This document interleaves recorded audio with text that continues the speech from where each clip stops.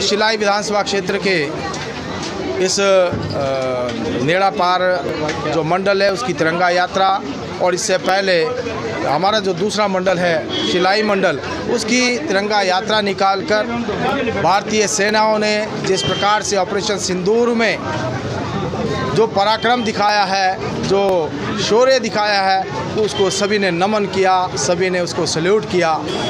हम जानते हैं कि जिस प्रकार से हमारी सेनाओं ने, हमारी तीनों सेना, हमारे वायु सेना, जल सेना, थल सेना और हमारे जो पैरामिलिट्री फोर्सेज हैं, जिस ताकत के साथ, जिस शक्ति के साथ उन्होंने पाकिस्तान के ऊपर प्रहार करके उसको जो है ध्वस्त करने का काम किया, आज पूरा देश हमारी सेनाओं का अभिनंदन करता है। हम जानते हैं पहलगाम में जो आतंकवादी हमला हुआ, हमारी सेनाओं ने उसका बदला 6 और 7 मई को पाकिस्तान में जो आतंकवादी शिविर उनको ध्वस्त करके लिया। जैश-ए-मोहम्मद और साथ ही साथ हिजबुल मुजाहिदीन और अन्य जो आतंकवादी संगठन 9 स्थानों के ऊपर उनको हमला करके ध्वस्त करने का काम किया। और जो पाकिस्तान ने हिमाकत की, दुस्साहस किया, हिंदुस्तान के ऊपर अटैक करने की कोशिश की, तो उसका बदला हमारी सेनाओं ने 9 और 10 मई की रात में लिया, जब 11 एयर बेसिस को ध्वस्त करने का काम हमारी सरकार ने किया, हमारी सेनाओं ने किया।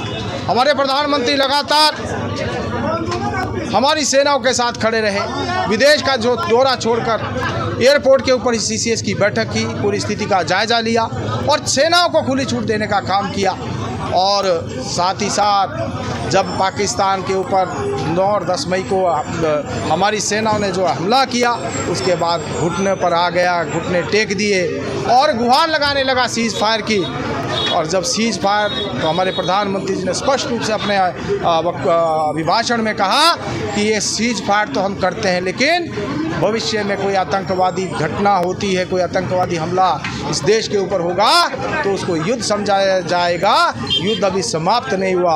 और दूसरी बात, स्पष्ट रूप से माननीय प्रधानमंत्री जी ने कहा कि अब पाकिस्तान के साथ जो बात होगी केवल POK को लेकर होगी, POK को वापस लेने को लेकर होगी, या फिर आतंकवाद के ऊपर होगी। इसके अलावा किसी विषय के ऊपर बात नहीं होगी। किसी तीसरे देश की मध्यस्थता स्वीकार नहीं होगी। सिंधु जल संधि है उसको स्थगित किया गया, उसको एज इट इज रखा जाएगा। और साथ ही साथ सेनाओं को खुली छूट देते हुए कहा कि अगर दोबारा से कोई हिमाकत कोई करता है तो हमारी सेनाएं उनको खुली छूट है, अपने हिसाब से उस हमले का जवाब दे सकें।